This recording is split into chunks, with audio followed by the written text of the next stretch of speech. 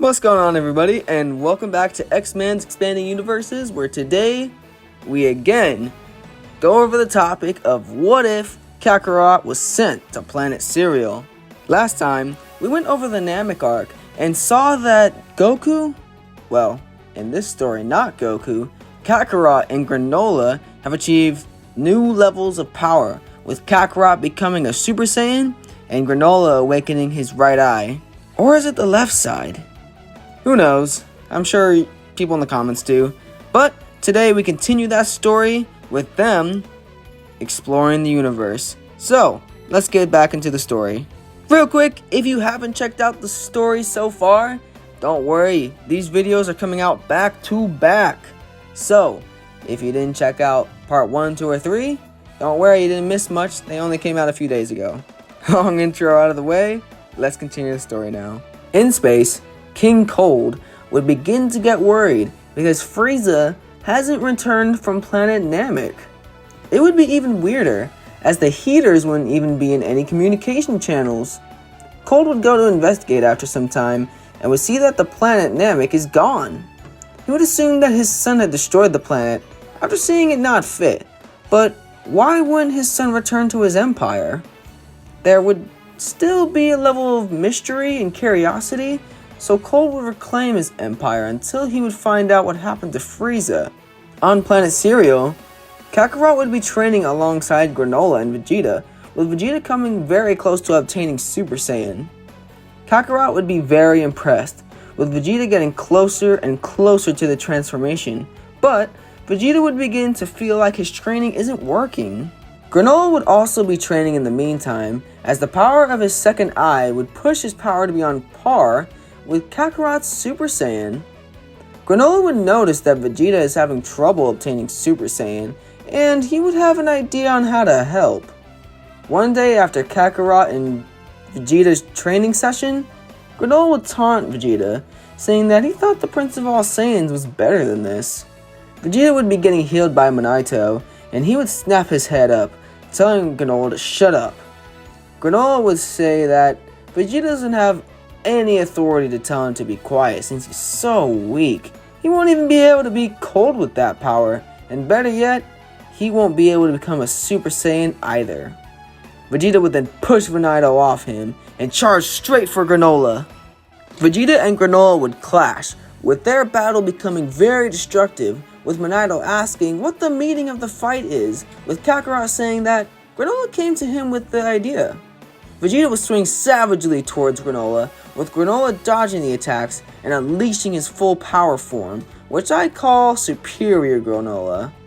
Granolah would continue to taunt Vegeta, telling him that the prince must be afraid that he can't live up to his title, with this burning a flame inside Vegeta's heart, and Vegeta then bursts out his aura, saying that he is not afraid of letting his people down. He is not afraid of anything. He doesn't care anymore. Vegeta's mind would then snap, and he would transform into a Super Saiyan. Granolah would smirk, saying that's more like it. The fight would continue, with Vegeta going blow to blow, with it ending with the two gassed and bloodied. Monito would be angered by the two fighting so recklessly, with Kakarot just laughing, but then he would cough. Monito would ask if he is okay, with Kakarot chuckling, saying that he must be getting a cold or something. The three would continue training until one day, a few ships would enter the sky's view. Vegeta and the others would become shocked, thinking that Cold has found his way to Cereal, but it wouldn't be Cold.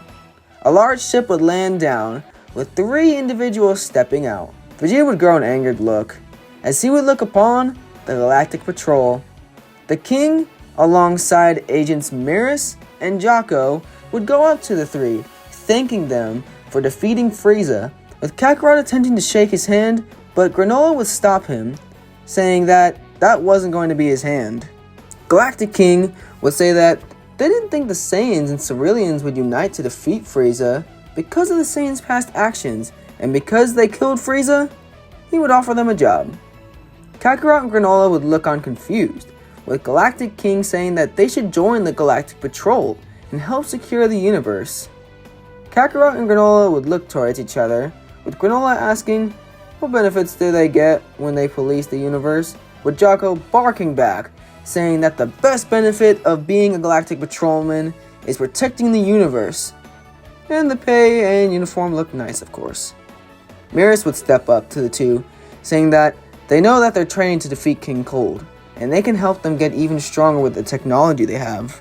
Vegeta would perk up his head, saying that sounds like a good idea, because if they have more to utilize, then they will have more room to grow. They would join the Galactic Patrol and begin to train there, but because now they have legitimate jobs, they would go out on patrols and missions. On those missions, Kakarot would have a hard time adjusting to a job, because when he did his grunt work, he just went to fight and beat guys, but this job had restraints. He wouldn't be able to go all out as he wishes he would. Granolah would also have the same issue, as he would have to be non-lethal when restraining prisoners. They would only send Vegeta on missions when it was critical, because Vegeta wouldn't listen to any order. Naito would also go on the trip, making sure that his students are kept in good health. Jocko would be getting jealous that the three were catching up to his rank, but Kakarot would be nice to him, and they would become great friends. Jocko would tell Kakarot that he was sent to a planet called Earth years ago, thinking a Saiyan would be there, with Kakarot asking if he had been to Earth since. Jocko would say that he hasn't had time because he is now a super elite, with Kakarot asking if there are any strong guys there. Jocko would say that he doesn't know, with Kakarot saying that maybe they should go to check it out. They could say in the report that there was something important, with Jocko reluctantly agreeing. Kakarot would then head to Earth, with Jocko trying to come into contact with an old friend, but only getting static for some reason. Jocko would be getting worried, and once they would arrive on the planet, they would see a horrible sight. Cities would be destroyed, with insignia being all across the planet, which would be translated to demon. Jocko would ask what happened, with them then being ambushed by many robots, until Kakarot would sniper shot them all the way. Kakarot would ask if he knows where Jocko's friends are, with Jocko saying he knows one place they may be. Jocko would then bring Kakarot to Omari's island, where the Brief's family would be. Jocko would reunite with Bulma and Tights, seeing them to be adults now, with Bulma asking Jocko who's his bodyguard, with Jocko introducing Kakarot to them. Kakarot would ask what happened to their planet, with Bulma then beginning to explain. When she was younger, she went on an adventure to gather things called Dragon Balls, but on her search, she would come across evil people who would steal her wish. These people would be known as the Red Ribbon Army, and they would wish to take over the world, and they would do so.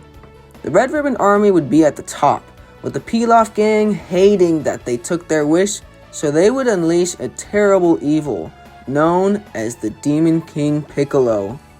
Piccolo would begin to lay waste to the planet, and many martial arts masters like Krillin, Master Roshi, Tien, Yamcha, and many other fighters falling. The Red Ribbon Army would try to create robots and androids to take out King Piccolo, but he would be too strong, and he would make the army bow down to him. Kami would try to intervene and seal Piccolo away, but it would be too late, as Piccolo would regain his youth and trap Kami away. King Piccolo would have full control over the planet, and the Briefs would decide to hide away from the chaos. Just as a disclaimer, I'm not saying this is exactly what happened to Earth, I'm saying this is what happened in this story's version. Or at least, I think this is what's close to what would happen to Earth if Goku didn't arrive. Getting back to the story. Jocko and Kakarot would feel terrible for Bulma, and Kakarot would swear to Bulma that he would help and defeat this King Piccolo himself. Kakarot would ask where he could find this King Piccolo, with Bulma asking him if he's really going to take on Piccolo by himself, with Kakarot saying that he's taken on and defeated the Emperor of the Universe. He thinks he can take on a Demon King by himself. Jocko would say that they should call for backup, with Kakarot complaining that there will be more paperwork involved if they do that. Before Jocko could stop him, Kakarot would dash off in the direction of King Piccolo's palace, where he would come face to face with Piccolo. Piccolo would wonder who would have the nerve to come face to face with him, with Kakarot saying that Piccolo looks more like a Namekian, not a demon. Kakarot would then charge towards Piccolo and punch him, which pushes Piccolo out of his palace. Piccolo would be surprised and angered and send his minions towards Kakarot. Kakarot would then power up into Super Saiyan and destroy hordes of robots and demons, with Piccolo looking on in fear as he has never seen someone so powerful since Kami. Kakarot would then finish off the rest of Piccolo's minions and looks towards Piccolo and goes for a punch until he falls out of Super Saiyan. King Piccolo would look on confused as Kakarot would grasp his chest and begin to breathe heavily, screaming in agony. King Piccolo would then pounce onto Kakarot and begin to beat Kakarot, with Kakarot coughing out blood. King Piccolo would say that no one has ever made him fearful, and for that, he will pay. Kakarot would look up as King Piccolo would charge up and attack until he's punched away. Piccolo would look to see Vegeta and Granolah, with Vegeta asking why he was brought to deal with a simple Namekian. King Piccolo would be infuriated, saying that he is a demon, but then Vegeta would just smack him away. Piccolo would be infuriated and would fire a blast towards Vegeta, but Vegeta would just swat it back at him. Vegeta would then begin to pummel Piccolo, with Vegeta then punching the wind out of Piccolo. Vegeta would then look toward Jocko, asking what the demon's crimes are, with Jocko then beginning to list off murder to world domination, with Vegeta then interrupting him as he would punch Piccolo through the stomach. Jocko would shout to Vegeta in anger, but then Vegeta would say that this Namekian had too many crimes to be thrown behind bars. He's doing them a favor. Piccolo would then say that he will have his revenge and would spit out an egg, with Vegeta then erasing Piccolo with a large blast. Vegeta wouldn't know it, but he inadvertently saved Earth. Vegeta and Granolah would help Kakarot up, asking why he had so much trouble. Piccolo was way weaker than him, with Kakarot not knowing, but when he went Super Saiyan, he got gassed out, and his chest, it felt so heavy. They would decide to check that out, but before they would leave Earth, Bulma would thank Jocko and Vegeta, and she would even go as far as to flirt with him. Vegeta would be shocked by this, and he'd even blush, with Granolah teasing Vegeta on this. Bulma would tell Vegeta to come by Earth once in a while, with Vegeta saying he's gonna be too busy. They would head back to HQ, where Minato and the doctors would check Kakarot out and discover that he has a heart virus. Granolah and Minato would be shocked by this, but they would be glad that they at least caught it early. They would also have another thing to bring back to headquarters, Piccolo's egg. Do you really think they would just leave it? Granolah would find the egg and bring it back, wondering what it is, with the scientists analyzing it, with them discovering that it is a Namekian egg from King Piccolo.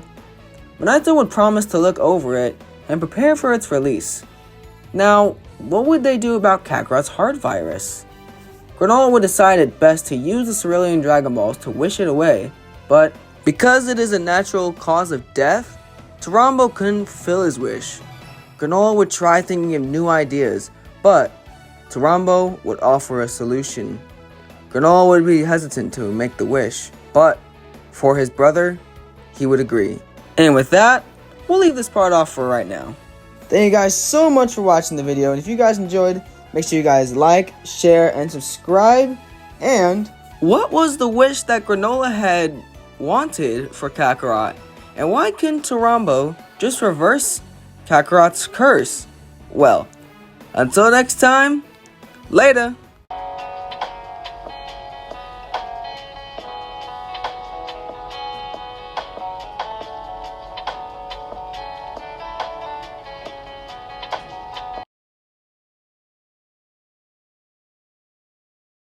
Back in space, King Cold would continue going across the universe, cleaning up planets. He would be getting irritated that his search for Frieza hasn't gone far, until all of a sudden, Frieza would appear. Cold would rise out of his seat, surprised to see Frieza, but Frieza would look different. His face was stone cold, and his body was made of metal. A voice would then come out of the shadows, greeting Cold, saying that it has been some time. Cold would then look on to see the Heaters, with Cold saying he thought they were killed, with Alex saying that they may have had a moment of weakness, but it had become a moment of success. Alec would then show off Frieza to Cold, saying that Frieza came across and fought a Super Saiyan and was killed alongside a Cerulean, but wasn't taken out completely. They soon enough found the remains of Frieza and rebuilt him into the superior being that was all under their control now. Cold would then look on in fear as Metal Frieza would twitch and then pounce towards Cold.